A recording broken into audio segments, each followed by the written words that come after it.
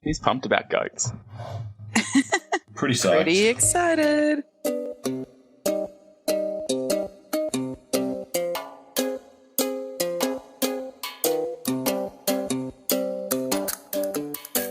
Welcome to Game Club, the podcast where we play a game with you and talk about it. I'm Dan Ryan. I'm the editor of Non-Fiction Gaming.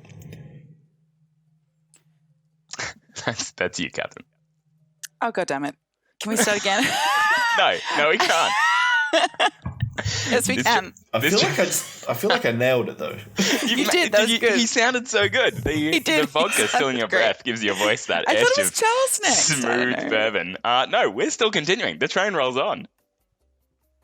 All right. Well, in this gap here, Daniel can edit it. Do not edit a thing. And I'm Catherine, currently in the United States of America, international podcast. I really talked over you there. Can we just start this whole thing? Yeah, let's start it again. All right. Welcome to Game Club, the podcast where we play a game with you and talk about it. I'm Dan Ryan. I'm the editor of Non-Fiction Gaming. I'm Catherine Smythe-McMullen, currently in the United States of America. The podcast goes international.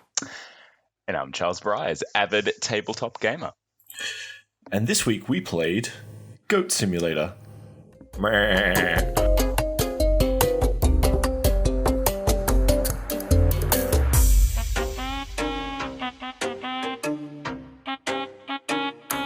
So Goat Simulator is a game where you play as a goat and it simulates the life of a goat, funnily enough. It's a little game from Coffee Stain Studios released back in 2014, and it's about causing as much destruction as possible. But first, as always, we're going to go into our Nerd Week.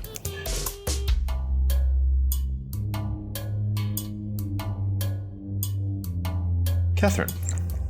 So this week I saw a special advanced screening, part of my fancy America land, of Alien Covenant. It was interesting. That doesn't sound good. So, I mean, the Alien films are some of Alien and Aliens, some of my favorite films of all time. I didn't love it. I thought it was an interesting sci-fi film, and in many ways I probably would have been less harsh on it if it hadn't been something that's part of the Alien universe. Like, if it was some other monster and you kept all of the other elements the same, I would have said, oh, that was a cool sci-fi film. But put within that universe, it just, I mean, how can it compare to 1 and 2? And that's kind of how I feel about a lot of Ridley stuff at the moment. Like, leave your universe alone, Ridley. Would you say you would have enjoyed it if you were a real sci-fi fan? Well, Charles is referencing something that happened after the screening where we were talking about it in the car, and I was talking about there was this long, really boring sequence that was just about like the solar panels or the solar sails that the ship used unfurling and then refurling. And I said that I thought they could have cut, 95% of it. And a guy that I'd seen that was a friend of a friend that had seen it with us said to me that if I was a real sci-fi fan, I would have appreciated it, or that it was something that sci-fi fans would have appreciated.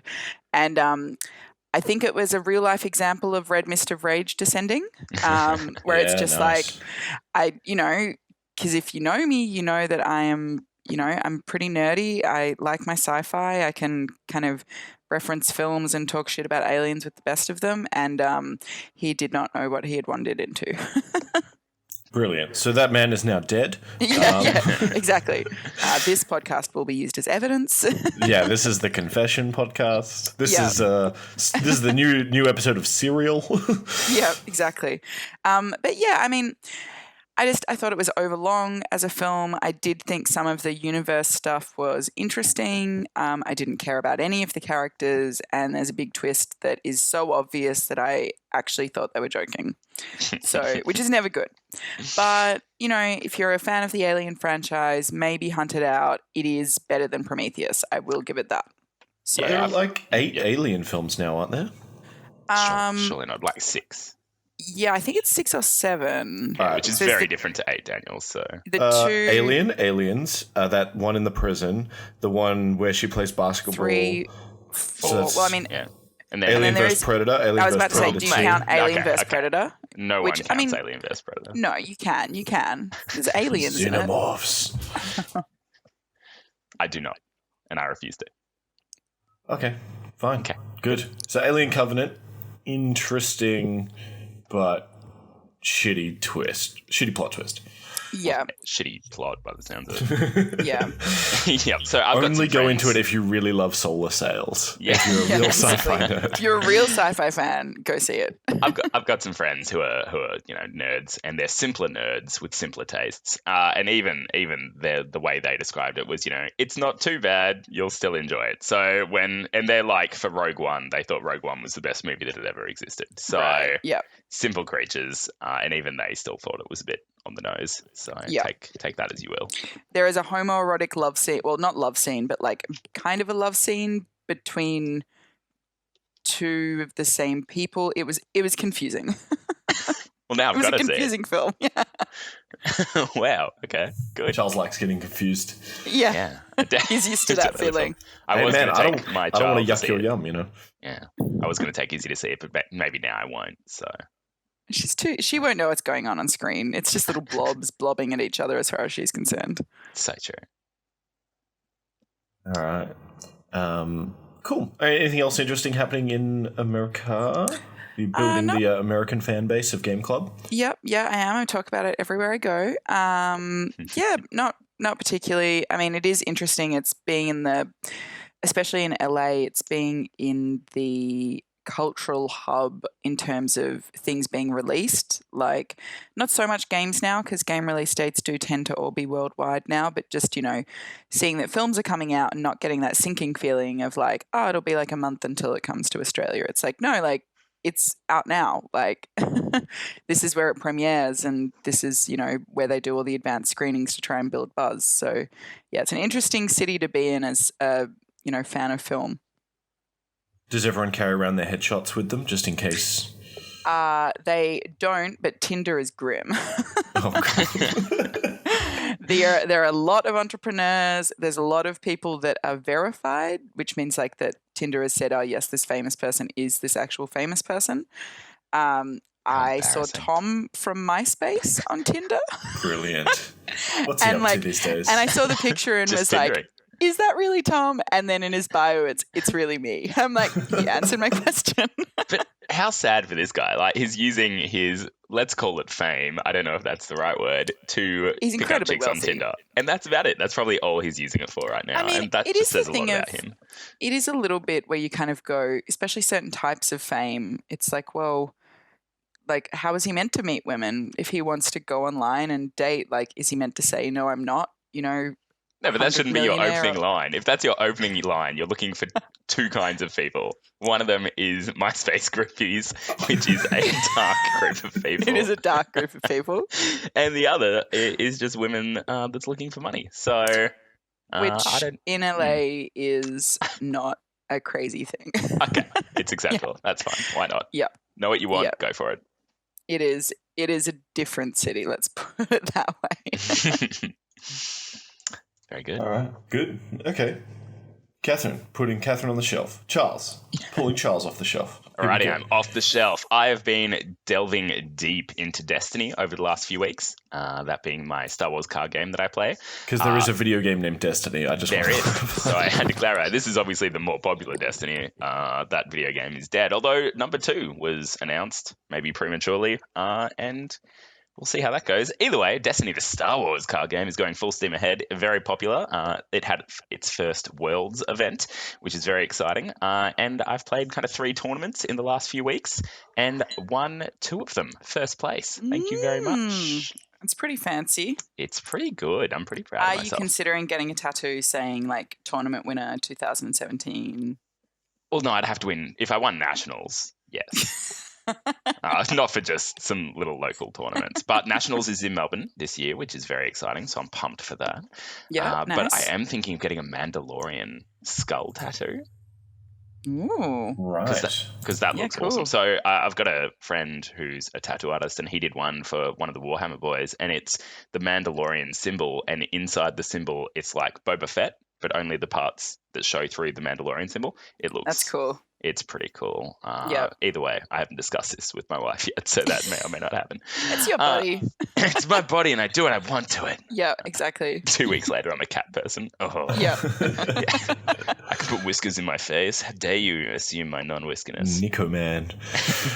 Other than that, I've been actually putting together some Warhammer, which is exciting. Little People, Dark Mechanicum for those Warhammer fans out there. And I've been watching a bunch of Star Wars Rebels. Cool. Oh, okay, the TV show. Yeah, it's really good. It's Is that the it's obviously cartoon? made. Yeah, it's made for kids. So there's Clone Wars, which was the first cartoon, and then Rebels has been gripped up by Disney, so is now canon in their new, essentially retcon universe.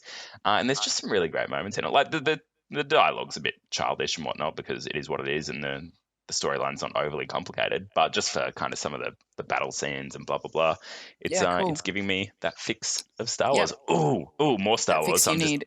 I'm deep in Star Wars. Yeah. I read Darth. Is it Plagueis?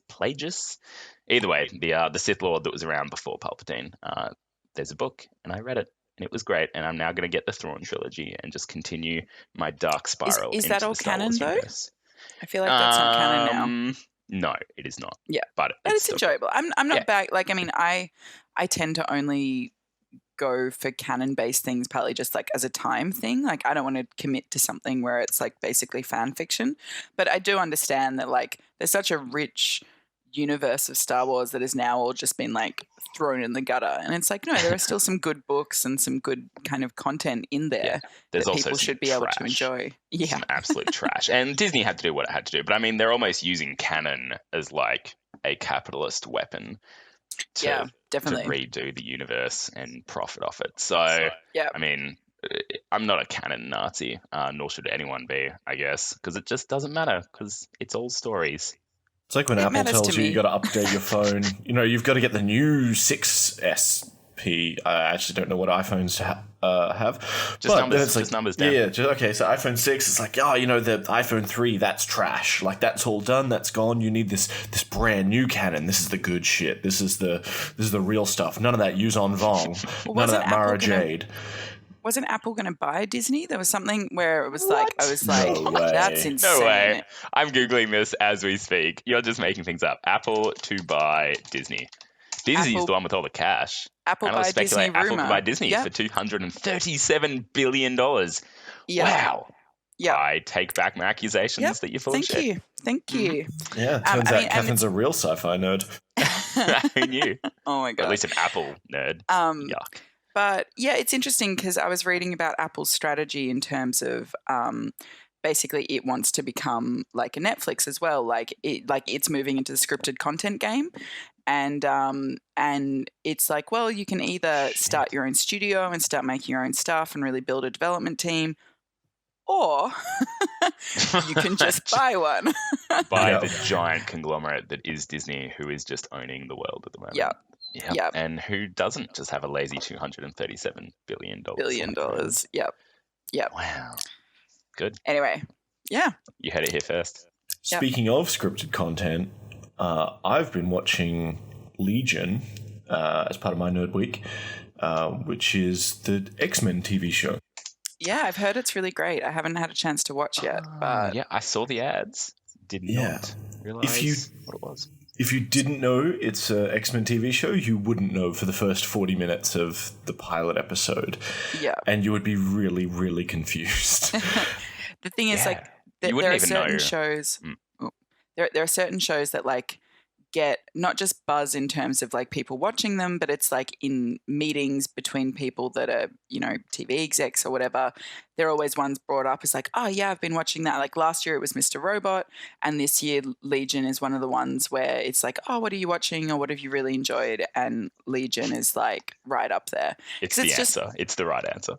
It's I mean, there's always a few, but I guess it's that it's people going, well, so many shows are in these giant shared universes now, like the DC universe with all of the Flash and Arrow stuff, the Marvel shows that all exist in the same place, and it's like finding one that can play within a universe but still be interesting is exciting. Like, Mm.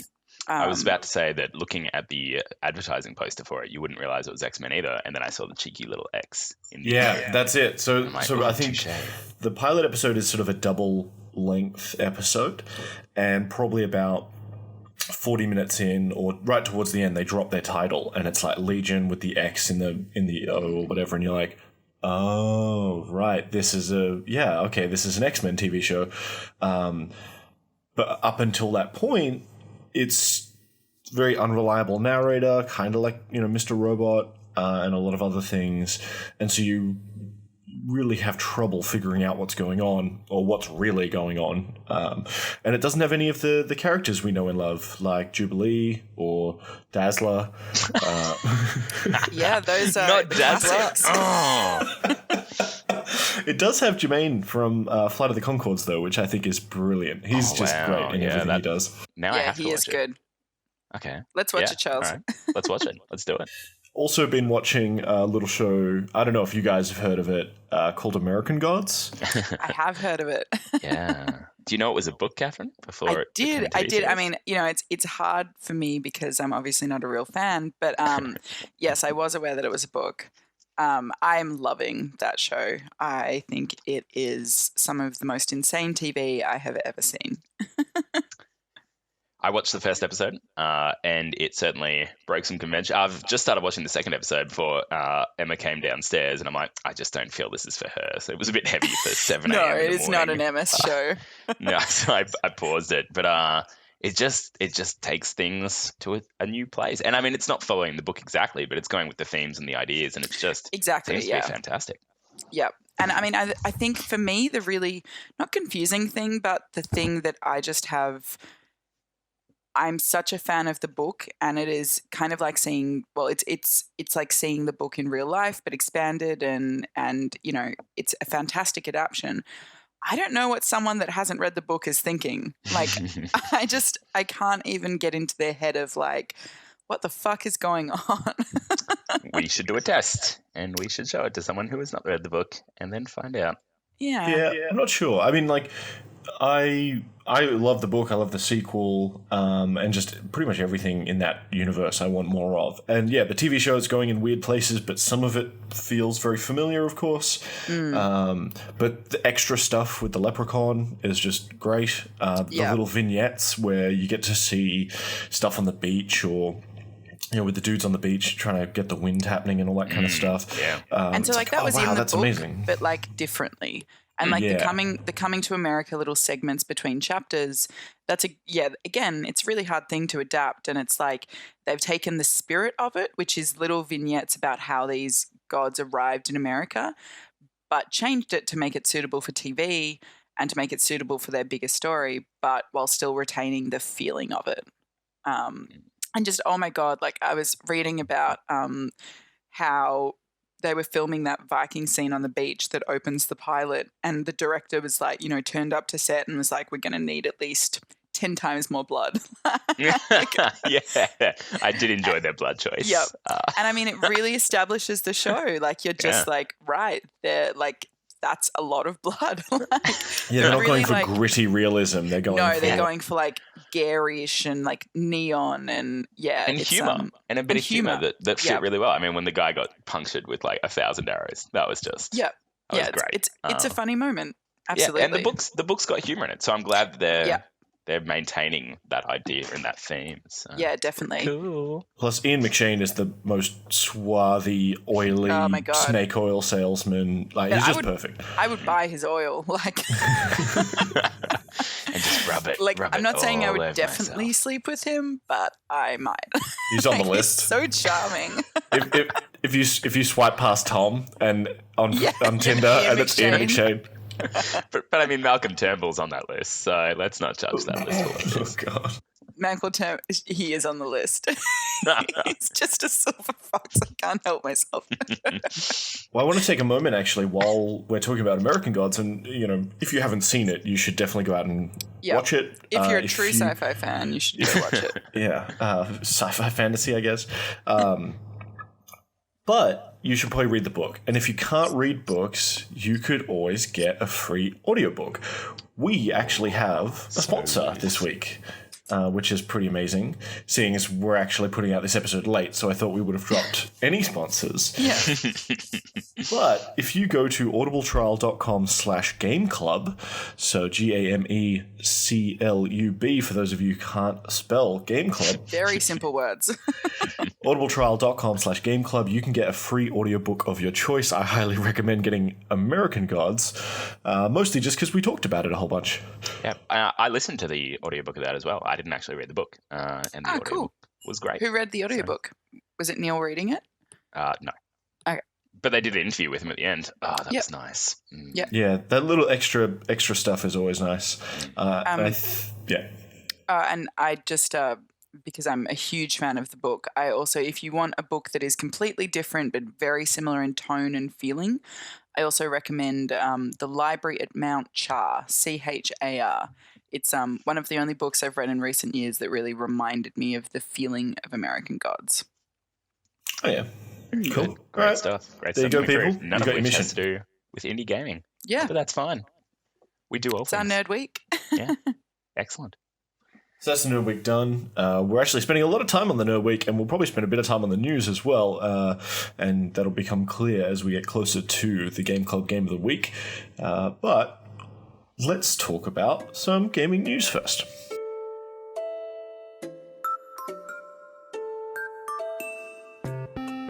So, this week, and this news story only came out just the other day, so if we had recorded on time, we wouldn't be talking about it.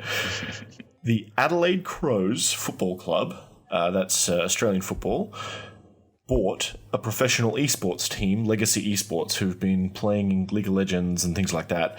This is the start of esports being bought up by Aussie clubs.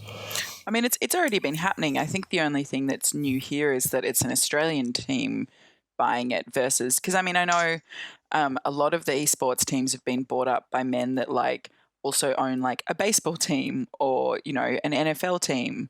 Like this is definitely not a new trend, but it is interesting that even the AFL, which isn't always the most forward-thinking organization, is kind of seeing what the future holds. Yeah, it's great for nerds everywhere in Australia because, I mean, Australia is quite backwards in the way it treats, you know, these kind of topics and nerdy endeavors. And there's a lot of footy fans out there that would just be shocked and appalled, disgusted as they swill their Forex and whatever other horrid drinks they put into themselves. And it's fantastic because it kind of shoves it in their face like, hey, nerds are cool, eat shit. So I'm all for it. I personally don't like the mix. Validation by the bullies. Yeah, that's it. Who's picking on who now? I don't enjoy it because I'm ethically against sports, but that's my issue. Even esports? No, esports. Especially esports. Okay, especially esports. I mean, I'm not for esports. I wouldn't call myself an esports fan because it has the word sports in it, but I'm okay with it existing. Yep. Yeah, that's fair. Yeah, I think it's a really interesting time because I think it's probably quite a small, you know, maybe in 30 years it'll be that thing of can you believe how much they bought it for back in the day and now it's worth, you know, hundreds of millions of dollars.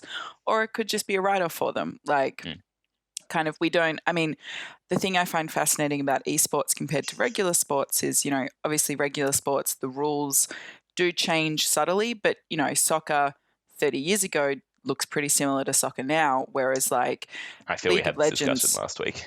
Yeah, it will be so different. Anyway, yep.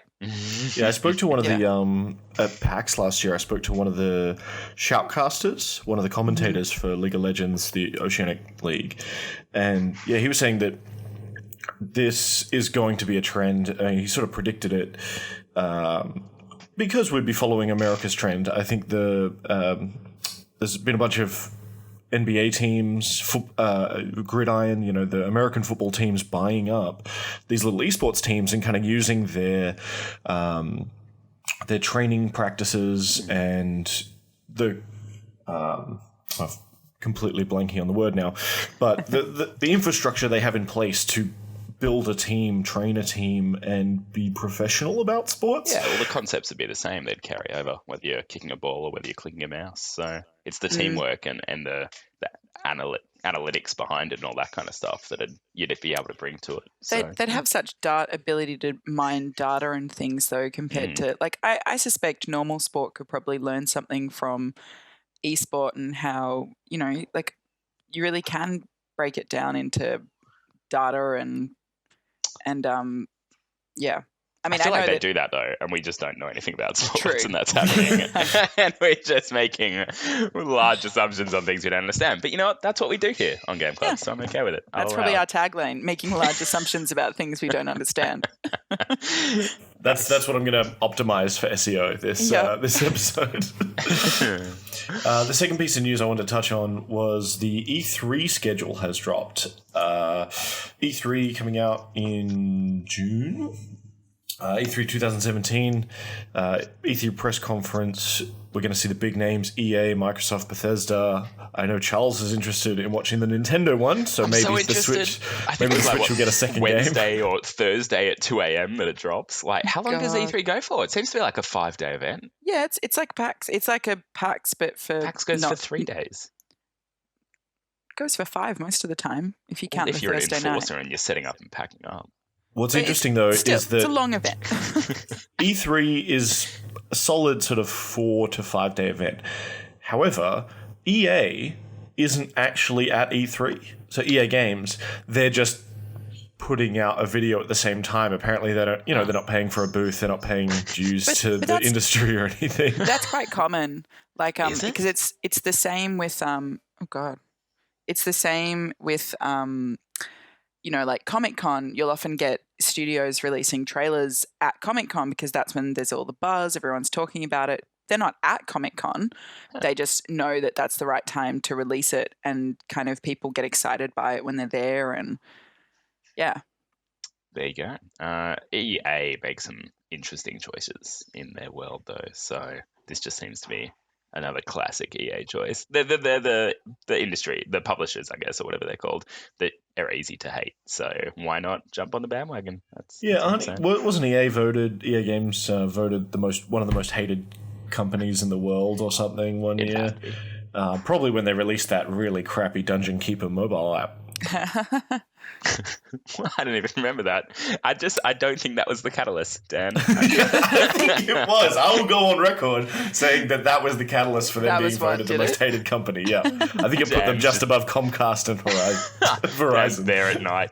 I think they have been working to rehabilitate their image, but it's hard because once it's a little bit like Lucas. Once nerds decide that you're bad and that they don't like you, it's pretty hard to come back from that. Like, EA may sell out to Disney, who then may sell out to Apple. So it may happen at any moment. Brilliant. But Nintendo, I just want to go around.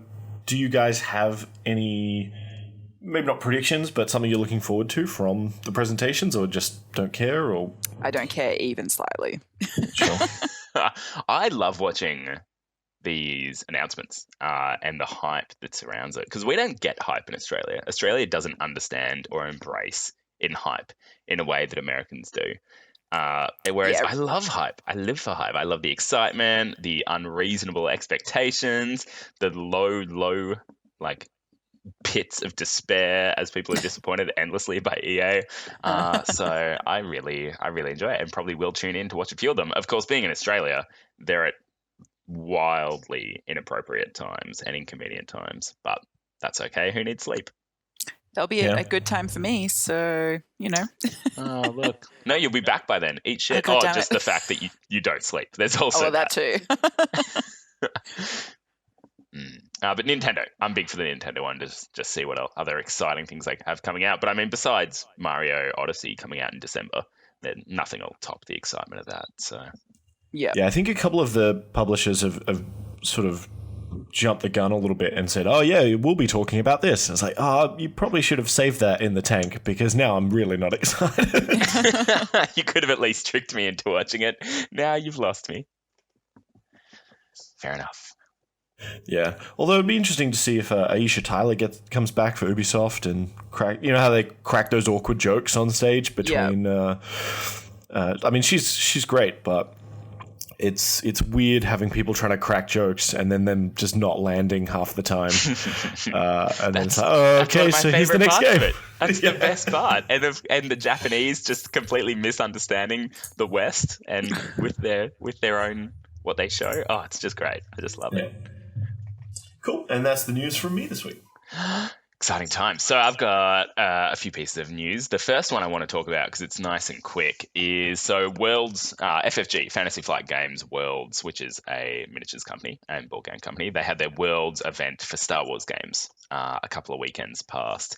And they had Destiny there, which I already talked about, but they also had X-Wing there, which is their main kind of their ship product, I guess, which is little, TIE fighters and X-Wings flying around on a space map, and you've got dials to control them and you roll dice. And it's been hugely popular for a number of reasons, and it's a fantastic game. So the Worlds was going on, and they were live streaming it because everything's twitching these days. And one guy, right live on the Twitch stream, picked up his dial and changed it secretly when he wasn't meant to, and got busted by the Twitch stream, which nerds were watching all over the world, who raged up and what a freaked stupid out. cheat! Like, I if you're know, gonna right? It's cheat, so like, do good. it smart. Like, I remember hearing something similar. I think it was one of those real-time strategy games where they're on stage playing, and the guy got caught because he kept looking behind him to the giant screen behind him for the audience to see where his opponent was. I feel like that's the setup fault. The setup, they should obviously put the big screen where players can't see it. But yeah,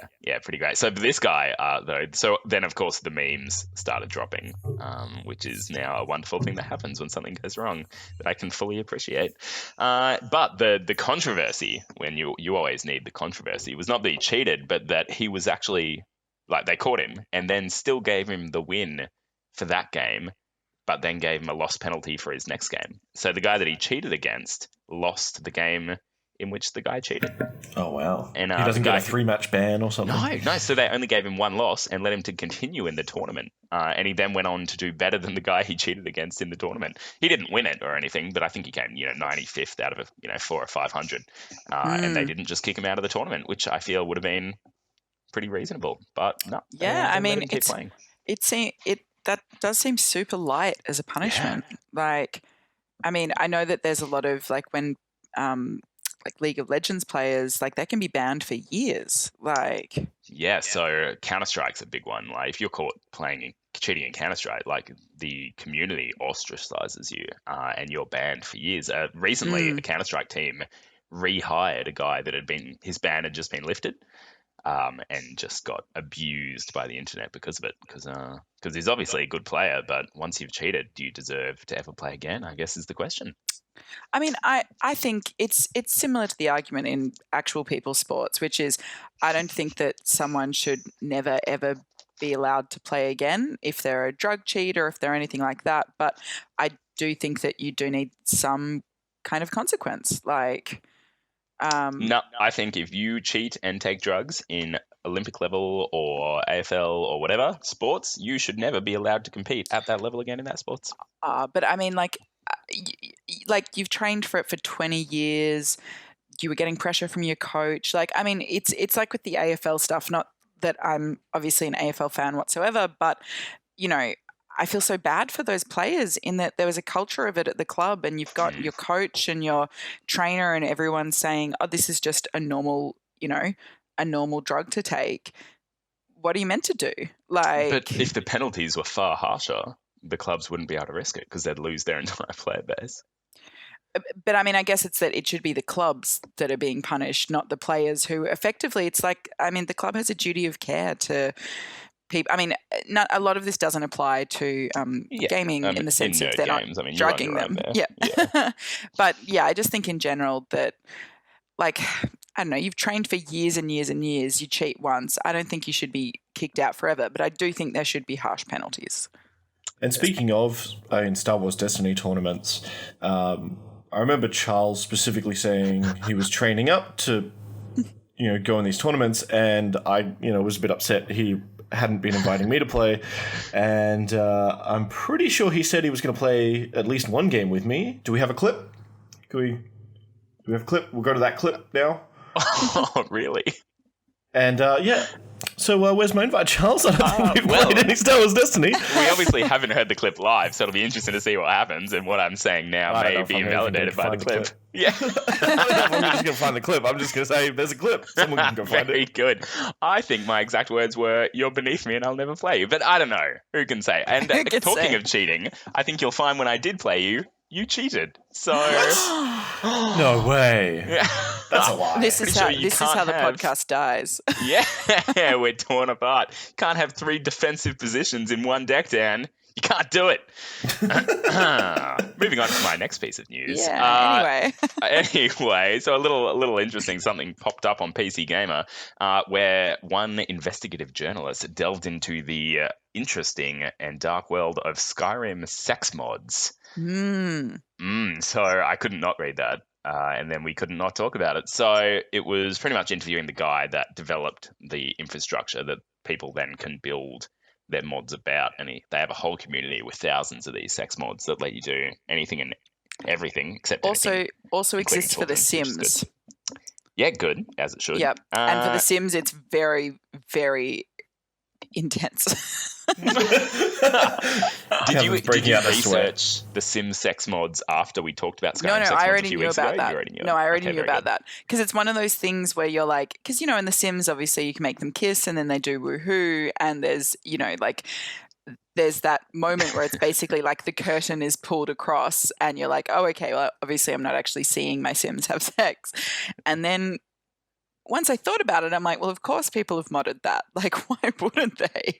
I feel adds like to the realism. Very explicitly. Yeah. I've lost so much time. So there I was, 15-year-old Charles, making my Sims hump day in, day out. And I wasn't seeing it. And I couldn't. You weren't seeing it? Yeah, exactly. So that's the thing. Sims is very kind of, it can be quite erotic. And then people just take that to a new level. As they do with the Skyrim sex mod. I mean, there's a bunch of bondage stuff. That's fine. There's a bunch of all kinds of usual things. But then there's also, if you want to have sex with a dragon, this is the game. I was about to say, I was literally like, can you have sex with a dragon? So I'm glad someone else thinks like me. If you have to ask. It exists. Exactly. Good on him. Because there's plenty, and I mean, it's not weird. There's plenty of novels out there that involve animals and, maidens. Fair. Getting ravaged by It's a well-known dragons. trope for hundreds of years. That's what Beauty and the Beast is. Yep. So I accidentally got an audiobook about having a girl who has sex with a dragon, thinking it was a Shadowrun book. Turns out not the same book. I did read that book because you linked it, and it was great. Oh, God. I need to read more of these novels. But interesting. So I read the Skyrim sex mod article, and at first I'm like, this is insane. But then I started thinking, wait.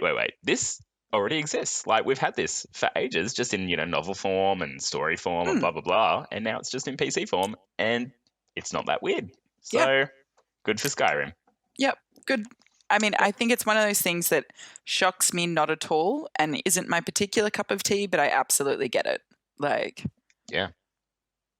You gotta do what you gotta do. And if it floats your boat, then, then get floating, enjoy. And it is interesting with, there are incredibly explicit, especially Japanese games, where it's like those are official sex games that you can actually, buy, and it's not a mod, it's a thing that a company is putting out.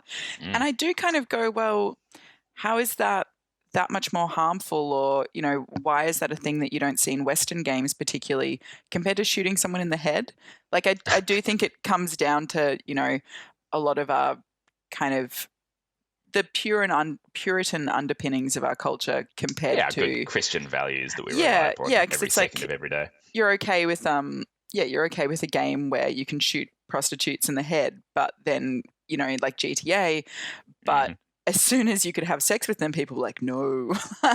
Sex is wrong. Yeah. We should bury that deep within ourselves and just kill people instead. Yeah. Yeah, Australia's got a weird puritanical bent when it comes to video games. We only just recently got an R rating for games, and even then, some games can still be refused classification if they're too violent or too sexy. Yeah. So that's kind of weird. And also, I think our porn industry's had a lot of issues with restrictions, like I did a whole uni essay on this.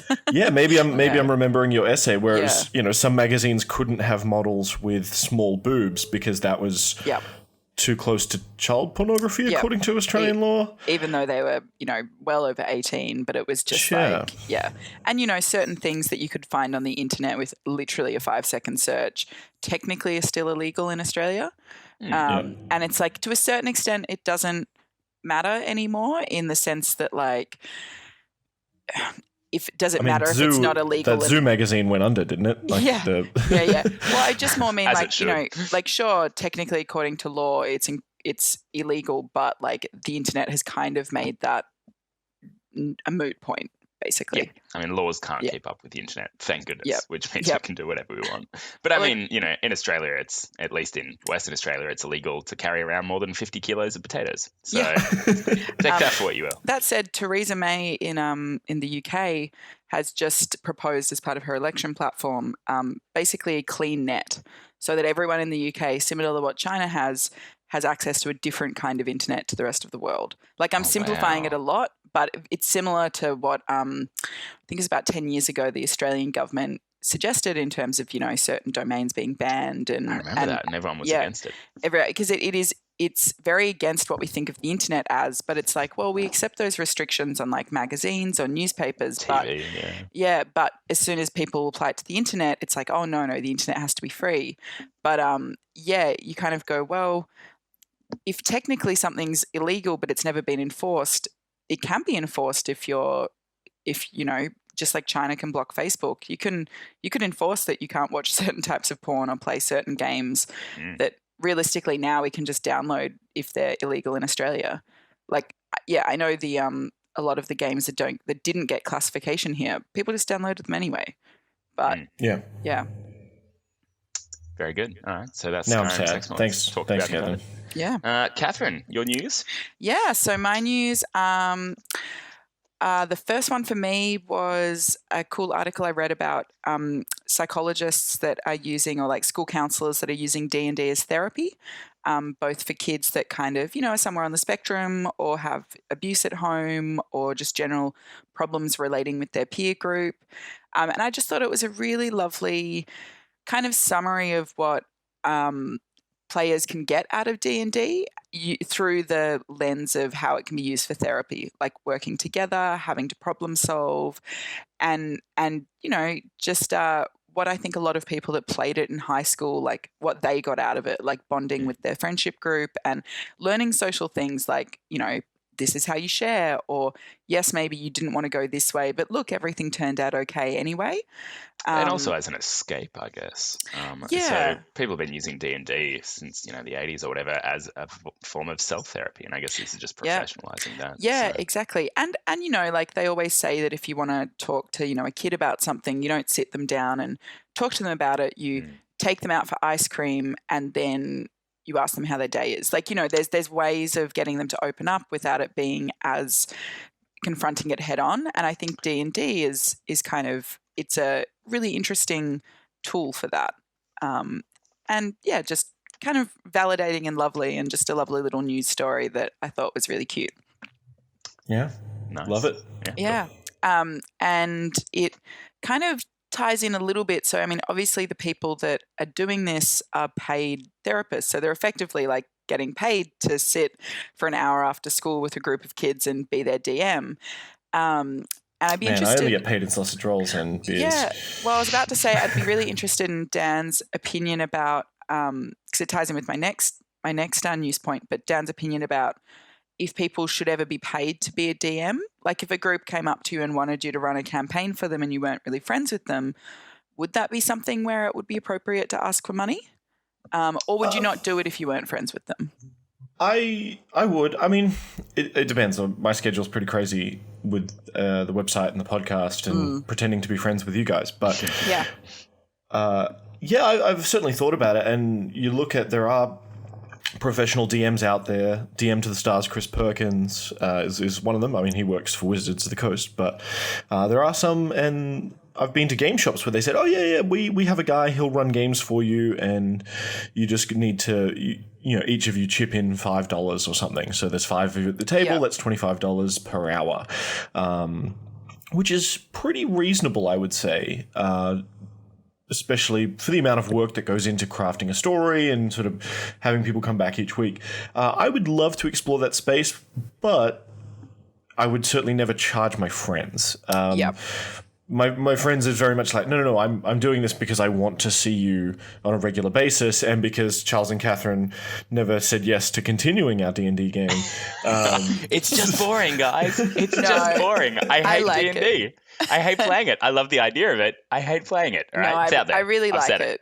I really like boring. it, but I always wrong. have trouble with scheduling. Yeah. Like if it was like in a work situation where every Wednesday after work and everyone was already there, I would be so in. But it's the scheduling and it's been 3 months since we've met and all of that I really struggle with.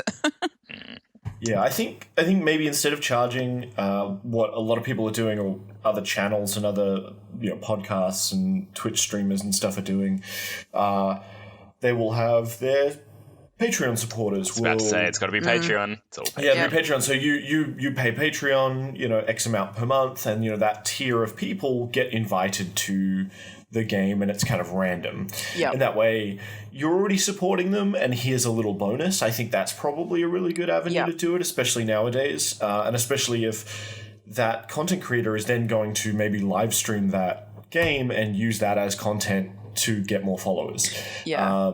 So it's kind of it works out, I think, better than just a transaction, which I'm all for as well. But I think the Patreon method is probably a little bit nicer to stomach. Yeah, in the West, we have this aversion to being paid for doing things, which is another fascinating area in itself.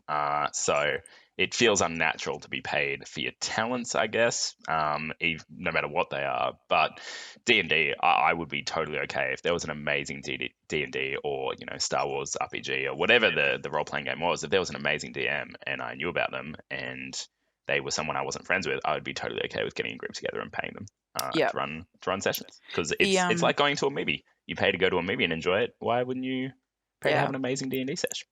The other interesting thing is, so Beta Bar in Melbourne has just opened in another new venue, because their old one got a bit too small because I think it got redone, and so they've moved just down the road. And in their new venue, there's kind of room for I think kind of public D&D sessions where it's like, you could have 30 people kind of all going along at once. I'm not quite sure how it'll work, but I know that they just did a call out for DMs to come along and run it. And I mean, really, I don't know whether or not it will be paid, but I would assume it would have to be. And if it wasn't paid in money, then it may be being paid in like booze or in, free entrance for the whole year or whatever. Flesh. Like souls for the soul machine. Yeah, like I think, it's like needing a bartender to come and pour drinks. Like they have a certain skill set and they should be reimbursed for that in some form. I did hear about this a couple of weeks ago from an insider that they were looking to set this up, and I was like, oh, that's a really good idea. I think, especially because Beta Bar has moved to sort of that, a long time ago they moved to that one a week on Friday nights. And D&D kind of lends itself to that, especially having a couple of beers if there's a quiet-ish corner where you can play. Music pumping through the speakers. Like you're trying to yell out exactly what you want. On the want to dance tell floor, the trying to roll drow dice. to convince them to give you his gold is not as convenient. Yeah. But I mean, with my groups, we've looked at that, going to sort of breweries down near us and going like, oh, hey, these guys have ribs and booths, like we could go there and play. We'd get a couple of weird looks, I imagine, but it'd be a great experience. And it ties in with my next point, which is a article that I think you guys also both saw, but about the paid Overwatch payers. Getting paid to do things.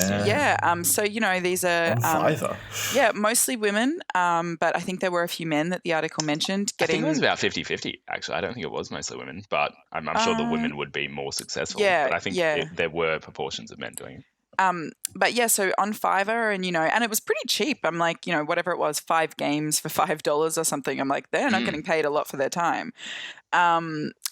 But I found it really interesting in that, again, it's similar to the paid DM argument, which is, well, if I want to have a good game and I keep on getting paired up with noobs and I just want a really competent healer or a really competent tank or whatever, why shouldn't I pay someone else to kind of come be my friend? Be a pocket healer. Yeah. and then I did think it was fascinating. I mean, the focus for the article wasn't on this, but just the fact that they were almost always playing those support classes. And I mean, that really reminded me of WoW in the sense of almost all the girl players I knew played heals or played tank. And tank was a little bit rarer. There was the occasional DPS, but there was that real thing of, I'm not sure, it was like wanting group cohesion over individual glory, but also just being like, well, if we need a healer, I'll heal.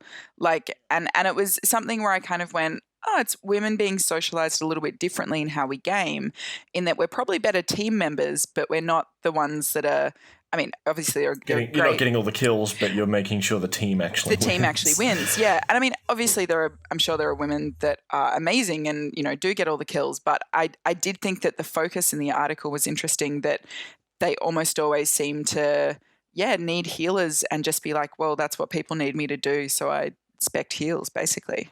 Well, and that says a lot about society, doesn't it? Where men are out there for the glory and women are there to support. That's the way that's been for years, and it's starting to shift. In the nerd world, we see those traditional values continuing re-emerging in the form of Overwatch. I saw that too, and I thought, oh, okay, it's a marketing thing. Like you being a marketer, I was like, oh, okay, so that's their pitch, right? Like, oh, it's easier to say, hey, I will buy someone to support me because that's that's a better experience. Yeah, no one's going to pay to heal someone.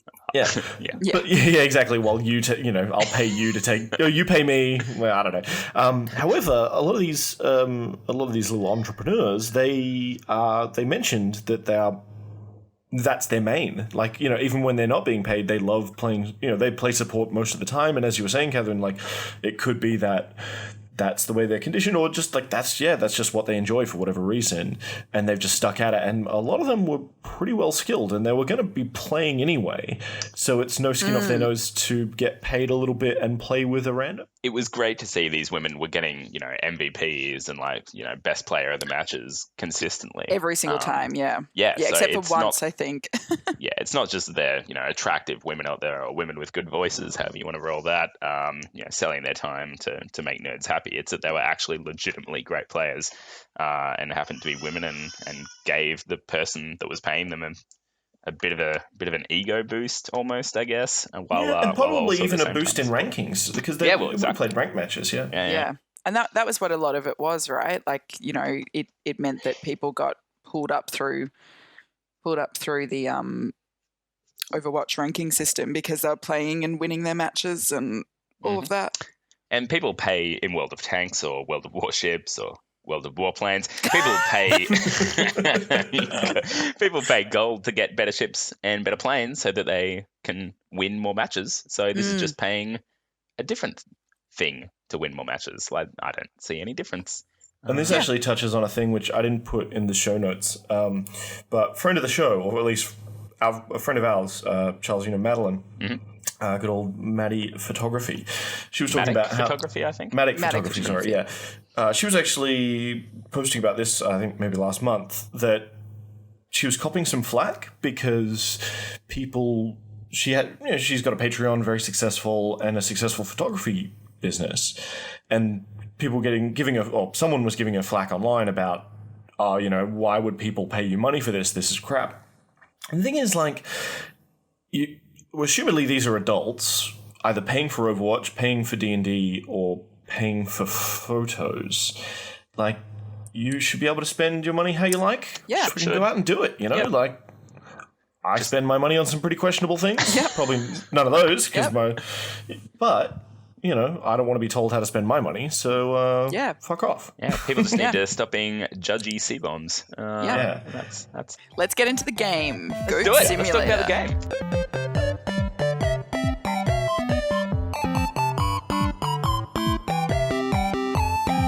Alright.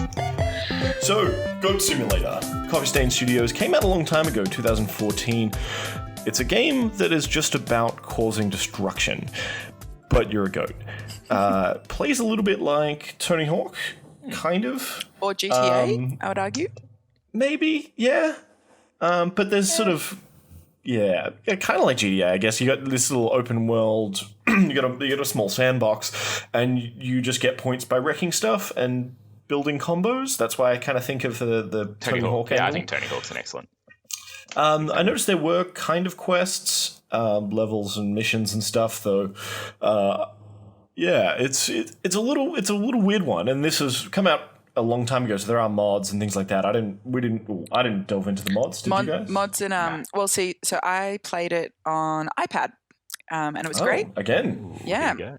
I actually just got a new iPad because I got sick of running out of room because I had a 16 gig one, which honestly, it was like I was living in the 1900s. If only you could put SD cards in and actually customize your devices. But a new iPad just Daniel, came out. Yuck. That the not iPad Pro, but it's very reasonably priced in America. And so I got the 128 gigs, so that's my gaming machine. Nice. But yeah, there are a few iPad games. So there's the core one, but then there's basically kind of theme packs. And I suspect I would love to see what the figures are about where they make a lot of their money, because this played really smoothly on iPad, and I can see this being one of the games that you hand off to your child to stop them talking. Yeah. Yeah, I think now I almost want to go get it on iPad. Because on PC, look, when I boot up a game on a PC, I want something a little complex. And Goat Simulator obviously is not that. Now, I'm not judging it because it's not complex. It never says it is It never says it is complex. Sounds like Izzy liked it, though. Yeah. Izzy loves it. She was just trying to be quiet on her way up the stairs and failed miserably. Yeah, so maybe iPad's the way to go. But I played some Goat Simulator, and I got up my combos. I destroyed a bunch of stuff, and then I'm like, what now? Did you collect trophies? Because that's a little bit of a... there's trophies. I collected trophies. There's little spoilers and Easter eggs everywhere.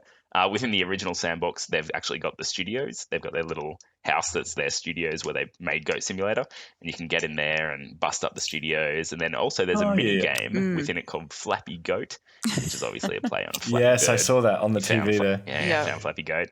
So I enjoyed a bit of Flappy Goat. So look, there's plenty of stuff in there to do, but the reason I wanted to play this as the game of the week is that it was at the top of the Steam top sellers list for months. So there's obviously something there, and I kind of wanted to discover why, and I'm not sure I did. I think it's a game that does exactly what it sets out to do, which sounds like a stupid review, but it's just like, it is not trying to be anything other than you're a goat. You can pretend to be other kind of goats, like a tall goat, which is just a giraffe, and you run around and you break shit. Like goat mutations. Yeah, you do. Yeah, the goat mutations were interesting. Like, I'm going to add double jump, or I'm going to add a jetpack that is just bonkers. I actually used a controller for this one, and while most of the controls mapped well, all the tooltips came up with the keyboard controls, so I wasn't being reminded of the actual buttons I could use to do certain things. So I found that some things I just couldn't get working properly. And of course, I wasn't going to switch to a keyboard, like I'm not a savage. I still don't agree with using a controller on a PC, but that's another argument for another day. Yeah.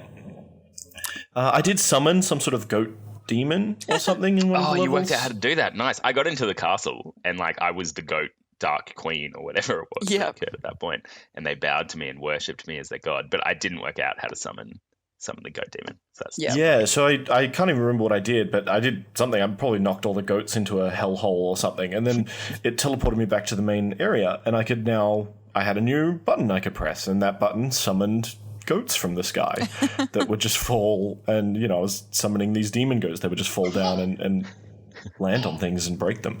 There's a lot of pun jokes in there, and as you said, a lot of references and Easter eggs like Flappy Goat and whatnot. So it's a fun little game. Yeah, I mean, I think. Sorry, you go, Charles. No, you go. No, your turn. Just that I think it was perfect for iPad. Like, it was a game where I could see myself, sitting and playing on the bus, and I didn't care that there wasn't a story. Like for me, often I need at least a hint of narrative to kind of really get into a game and really enjoy it. But with this, I was like, nah, I'm a goat. I'm going to jump off shit. On that, they put out a free expansion called Goat Simulator MMO. Yeah. And it was a bit cheeky because they've put it out and they've made this goat MMO where you're a goat again, but you've got a class now and you're in a world where there's quests and whatnot. And they've emulated an MMO. So it's not an actual MMO. Yeah. Did either of you guys play the MMO version? No, I didn't play the MMO one. Yeah. Okay, good. So yeah, you should have because it's hilarious. And there's, other goats running around who are pretend players and it's got the tropes of MMOs in there, but in hilarious, ridiculous goat form. And it was super clever. It was a real kind of, meta analysis of MMOs, but with goats, and a great piece of humor. So I thoroughly enjoy it. And it's a free expansion. They just put it out for fun and because they're wonderful. So interestingly, on iPad, it isn't. So on iPad, the games that are available are Goat Simulator MMO, Goat Simulator Goat Z, which is the zombie version, and Goat Simulator Waste of Space, which is the space version. So cool. And they're all pretty reasonable. Cool. Like so, they're all $7.99, and if you buy them all together, they're $22.99. Sure, maybe the version that I got had the MMO one included or something. Well, I got the one from Humble Bundle for $2. Yeah. And it was not as part of a Humble Bundle, but it was from the Humble store. They were having a sale for $2, and I was like, "Oh, perfect!" Picking that up, and I had the option of the MMO one, so maybe it was sort of a special Game of the Year edition. And also, often things are cheaper on like iPad is still kind of not the premium, but there's not as many Humble equivalents compared to if you're buying it on PC. Like yeah, for sure. Well, Apple needs to make that Disney money. Yeah. Need to get your Disney money. They would then be able to release things for cheaper. You are correct. Also because PC gaming is the god of gaming, so we deserve all those better things. Yep. Okay, moving right along. Yep. Yeah. From that clearly wrong, but fine. Yeah. It was fun, like being able to unlock things, but there was no rhyme or reason to it. I also got some sort of like Thor thunder god power that I could press a button and then stuff would just get electrocuted around me, which is cool and fun. And the goat looks silly with its tongue hanging out, especially when it blows up a car or something. But no, like I actually struggled with this game. I struggled to come back to it. I'm exactly the same, man. So I played it for an hour or two, and then I went away and I didn't come back for weeks until only a few days ago where I gave the MMO version another shot because it just didn't have anything that interests me. And I think it would interest a bunch of people and would give good gameplay for a bunch of people, but I was not that person. See, even though it isn't my kind of game at all, so like I've played GTA, not the top-down GTA, which I played a lot of, but like as soon as it was 3D, I'm revealing my gaming age. I play GTA like I drive within the lines. I try and follow traffic rules. I don't like. So do you actually simulate goat behavior? Like walk it up to me, just stay in your paddock, eat some grass, don't cause any trouble. I walked a lot, and like I went up to like these group of people dancing, and I was like, I'm just gonna lick one of them, and then it was like bodies flying, someone's crying. I was like, I didn't even headbutt them. I just licked them. like it was very easy to cause chaos. But I guess my point being that these aren't my kind of game. Like I don't particularly like blowing stuff up and, running trains off tracks or whatever. But I still enjoyed it. And I think a lot of it was to do with the console that I played it on because it was just such a perfect iPad game. Like it wasn't, I think it's interesting. I don't think I would have enjoyed it as much playing it on my computer because I would have expected too much from it, if that makes sense. Yep. I think that very much makes sense. For me, what I like out of a game is traction. I like to feel that I'm in the world and the world is impacting me and it's not real. I mean, things don't have to be real. When you're having sex with a dragon, I mean, it's not going to be real. But I want to know that the dragon's really feeling it, you know. And The dragon's I want into it too. Yeah, exactly. And I want my player to be like they're really into it. Whereas when you're a goat and you're flying around and you're flailing and you'll touch something, you'll lick something, and it will then fly off and destroy. It was just a bit much. I didn't feel like I had traction in the world. It just felt I was skating through it. The Tony Hawk reference, and things were just kind of going all over the place. That was my thoughts. Yep. Yeah, I am actually very surprised that you really enjoyed this game, Kath, and I wonder whether the platform you played it on has something to do with it, or just the state of mind you're in because you're in America for some reason. Yeah, no, I mean, I was, to be completely you needed honest, like a lighthearted thing. I opened it up expecting to not like it. Like, I did not come to it pro this game. So I just think the platform you play it on can have such a huge impact on how you experience and enjoy a game. And as I was playing, like it's not super common, but especially as the kids that I'm, whose lives I'm in get older and they, are allowed more screen time. When I play an iPad game now, I do kind of think like, how easy would this be to pass to a child? And like, I wouldn't, give it to like a 3-year-old.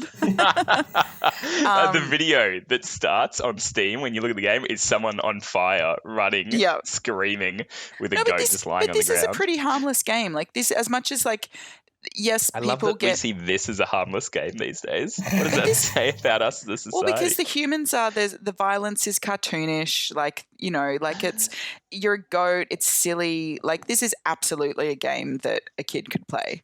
Like, for sure. Yeah, like a 6 or 7-year-old, I would feel like, whereas a lot of the games on my iPad, it's like they're kind of a bit too complex, or like, I love Papers, Please, but I'm not sure that's that accessible. For a 5-year-old, probably not. Goat Simulator, it's silly, it's a bit of fun. I mean, and like kids love skins, they love collecting stuff, and they love blowing shit up. Like, yeah, you're not wrong. So maybe it's a wonderful kids game. Yeah. And just enjoyable as an adult. I mean, look, it's a bunch of fun where you get to a roof, you then work out that there's a trampoline that lines perfectly up with whatever, you jump along, you destroy things, you get your combos up. There's fun to be had, but for me, it was just short-lived. But that's it. I think the MMO had a bit of fun with the quests and whatnot. But once again, you're then moving into a trope that is not purely about the goat and the destruction. Yeah, and being a goat. Yeah, that's it. Because that's the most important thing. Yeah. So there you go. Cool. All right. Well, I guess we should move into. We spent a lot of time talking about our gaming week and a lot of time talking about the news, and I think that's partly because there's. As we've touched on, there's not much to this game, We can't talk about sort of, what decisions did you make? Did you headbutt the guy or did you lick the guy? Because you probably did both, and then he exploded. Did anyone else get up to the top of the crane and find like the very, very top, and there was one golden goat, and there was just a guy like happily swinging his legs off the side, and I was like, okay, well, obviously I'm going to push him. Obviously. I did get to the top of the crane, because I'm like, well, there's a crane, I have to get to the top of it. And, I kicked him off. Yeah, and then he flew up because he fell into the fans. Yeah, that didn't happen to mine. No, my guy fell to his death. But I mean, you didn't have to kick him, did you? But you didn't have to, but you did in a way. One of those sweet points. You did, true, the combo points, and there was a special combo for kicking a guy off the crane. So that's nice. Look, I think for what it was, which is it, and it never tried to be anything else. I think as a game that was on. You flew around, you jumped around, you goated around, destroying things and getting combo points, which is, look, there's plenty of games like that, destruction games that build up combo points. I think it's, probably the best out there. And every facet of it was well thought through, plenty of extra stuff in it, and it certainly delivered on what it set out to do in a very polished way. So... And just for reference, I've just looked it up in the App Store, and it is rated 9+. So that is. So Izzy's going to have to wait a little bit. Yep. Yeah. yeah. It's got a few years to go. But so even though it's people being lit on fire and ragdoll physics and all of that, it's I do think this is a game that is definitely can be played as an adult, but is also a very kid friendly game. Yeah. I can see this being a game. You'd sit down with a kid and put in front of them and be like, oh, you're always playing Minecraft and being constructive. I want you to destroy things. Yep. Perfect. Yeah. Healthy and fine. Cool. So recommend it? Yeah, I recommend it. I recommend it for the price and the platform. I recommend it on iPad for $7.99. Very good. Well, look, I guess I got it on a Humble Bundle for $2, so it's hard for me to argue with that price point. But, is it a must-play for me, which is how I look at all these games? And for me, it's a game that I could have skipped and lived with for the rest of my life. So I'm going to say it is not a must-play on PC. All right. Well, let's move on to... I think actually I pulled a comment about Goat Simulator that kind of summarizes sort of exactly what we're saying. We could have just skipped everything we said and just had this. Goat Simulator is a great time for the first few hours when you're seeing everything for the first time, but once you've seen everything, there's no reason to keep playing. Unless you're a child, I guess, and you just want that wanton destruction and Yeah. Or if you're Catherine and you want wanton destruction. And Apparently. As I said, I tried to actively not destroy things, so I am... Maybe that's how the game's meant to be played. I doubt it. But Maybe we were playing it wrong, Dan. Maybe we should have just walked along and been a happy goat. I pulled a lever that meant that one of the trains got destroyed and I got an achievement. Like it, moved the track it was on and then basically went onto a track that wasn't finished. And I was just like, oh no. I really didn't What have I done? to. Yeah. Think of their families. Yeah. So, yeah. There's orphans out there now, Catherine. Yeah, It's 'cause of you and I'm your a goat. monster. Yep. Yeah, it's fine. I'd love to see the repercussions. In fact, okay, hang on. Ways you could improve this game. I want to talk about that. Now, if there was a little cutscene at the end of, an episode or something where it showed the repercussions of my wanton goat destruction, like, fatherless children, people's house burning down, and like having to go to the insurance office and be like declined because it was goat related, I'm not going to lie, that would have made it really great for me. I want repercussions and I want them to be dark. I think on that same note, I reckon a similar thing to Super Meat Boy, when you finish a level, it shows you all your failings, like all your deaths and stuff. I think maybe when you finish it, shows you from the sky a sped up version of all the destruction you just created. So you're like, oh, that's my handiwork. I wouldn't have minded more goat death. Like I managed to die a few times. I kind of fell off the world where it's like I landed on something weird and then I was dropping through the bottom and things. But like, I don't know, there was something about the fact that you didn't, you jumped off a building and you crumpled, but you didn't die. And it's like, as long as you instantly respawn, I would have liked a death and then a replay of like, oh, you jumped off the trampoline into the forest or whatever, and here's a slow-mo of that happening. So repercussions is which comes back to my traction, I guess. It's the same kind of idea. Very good. Yeah, I would have liked a sort of tutorial. I mean, you get dumped in the thing and it's just, hey, go have fun. You've got all this. But it's almost, for me, that's too much choice. I want maybe not a hand-holding tutorial where they stop the game and a pop-up dialogue box comes up, but I want to smartly flow from, oh, okay, now I'm in the pen and it wants me to do this, this, and this. And then the next bit is me to do this, and it sort of maybe adds a different mechanic, like, oh, hey, you can nose grind as a goat, or oh, hey, now we're going to incorporate the jump and the lick or whatever, and like now we're going to try and put combos together. I don't know, like easing you into it, I think would have been super handy for me as a player, because just being dumped in and going like, have at it, I'm like, yeah, I'm going to go play Witcher. Give me some purpose. Yeah. You guys just did not like it, huh? I know, which is weird because I was really excited about goats and simulating goats and things I could do with goats. But you just thought it was Goat Stimulator. Just didn't, get my goat, I guess. Charles, you've been waiting the whole... It is a saying. You've been waiting the whole ep. Yes. No, I just came up with it just then. Or like, I don't know if Trump that's better came or up with worse. the phrase... He's like, I actually invented the phrase prime the pump. And everyone's like, no, you didn't. Yeah. We should have a segment. What ridiculous thing did Trump say? No, that'd be the whole episode. We can't do it. I'm going to petition for a 2-minute segment at the end of every episode, but we'll chat about that offline. We'll see how we go.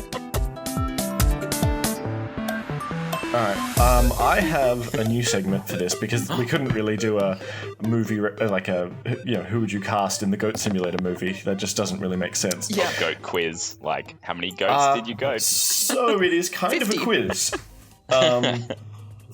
And I'm not sure if this is going to work. In fact, yeah. Good gonna confidence, try- Dan. Don't Good build it intro. up too I'm loving it. That's right. If it's shit, I'll just cut it out. We're going to play Keyword Countdown. So, I have gone on Steam, I've opened up a couple of games, and I've found the popular user-defined tags for those games. And I'm going to read out, and you guys are going to answer what you think the game is. Ooh, and I like it. depending on how many keywords are left, that's how many points you'll get. Okay, So are these games goat related?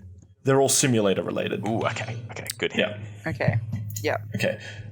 So I'm not going to tell you that the first keyword for all of these is simulation. I will assume that. Yeah. All right. First one. Action. No guess so far. Racing. I'm going to say, well, I may as well have a guess, right? You GTA. get one each time. GTA. I'm going to say, no, That's all it's not even a simulation. I'm going to say Farm Simulator 2016. Ooh, no. Okay, close. Driving. Truck Simulator. Real racing? Yes. How is that a game? It's disgusting. Oh, it feels good. I actually look at all these simulation games every now and again, and I'm like, why? Why do they exist? I do not do that. So Charles, I'm going to say, because we had 3 keywords, so Charles is on 7 points, because there's 10 keywords. All right, next one. All right. Multiplayer. Rust. That's not a simulation game. Fine. Funny. Is it Goat Simulator? MMO Wait, version. that's not multiplayer, and it probably would be too easy. Illuminati. What? Beyonce, the simulator. Sorry. Nothing. There was that, the real Physics? world or whatever it was called. Physics. No, I got nothing. Robots. I just don't think I know any simulation games. I don't think this game exists, but it sounds amazing. I want it to exist. VR. VR. Oh, is it Job that Simulator? Job Simulator? Yes. Oh, I said first. come on, I said it first. No, You did not. Dan, The listeners Dan, will vindicate me. Dan, do a judgment. Who said it first? It sounded like you both said it at the same time. I'll give you both 4 points. Okay, I'll take that. At least everyone Charles. Wait. I would rather not get the points than Catherine get points. Can we both lose? Right, next one. Here we go. All right. This will be the last one.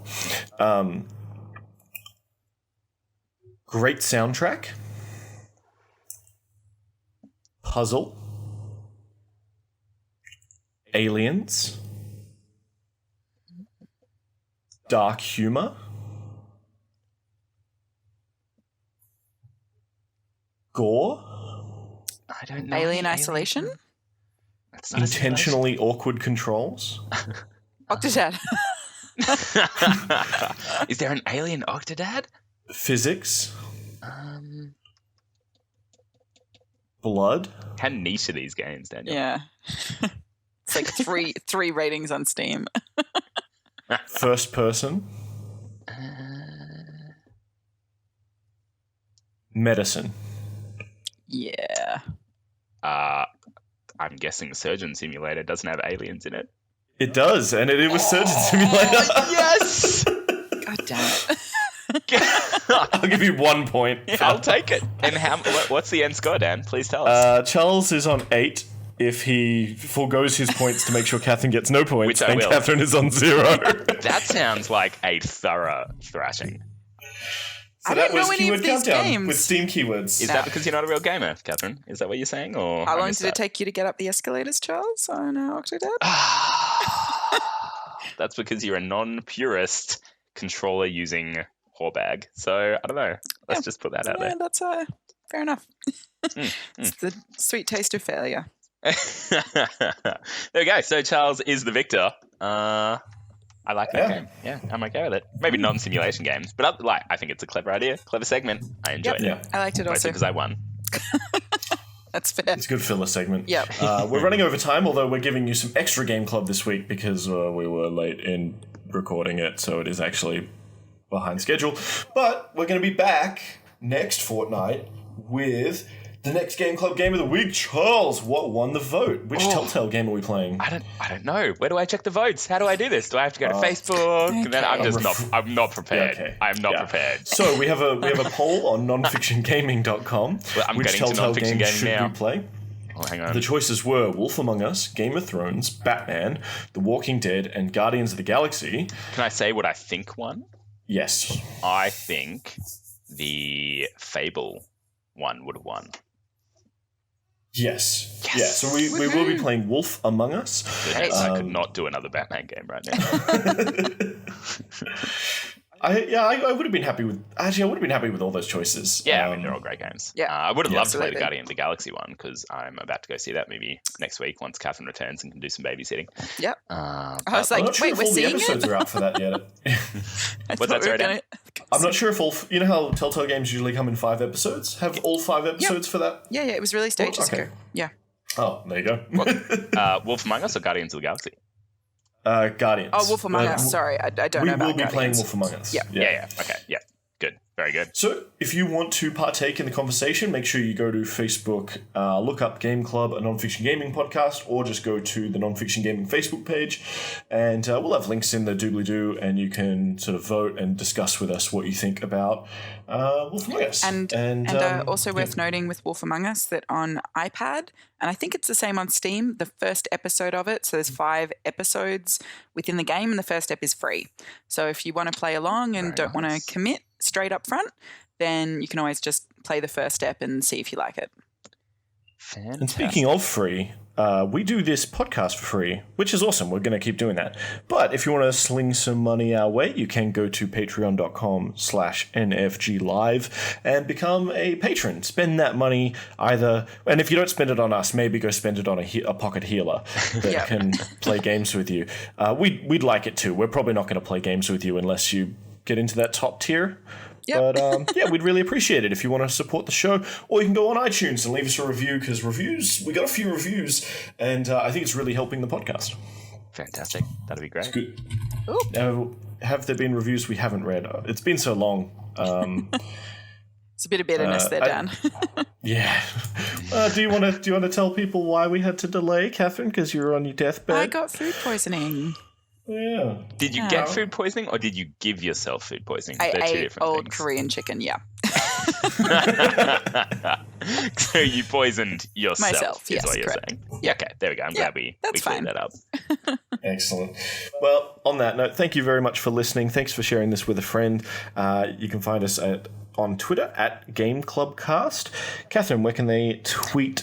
They can Zor find at you? me at CS McMullen. I'm not going to ask Charles whether they can tweet at you because I'm pretty sure you never tweet. I think I tweeted the other week or two ago. You think you tweeted.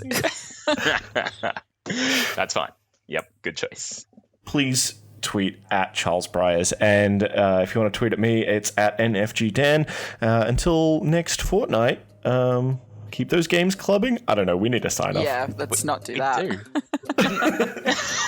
Do not club your games. No. I don't know what that means. Don't do it. Until next time on Game Club. Very good. Bye. Bye.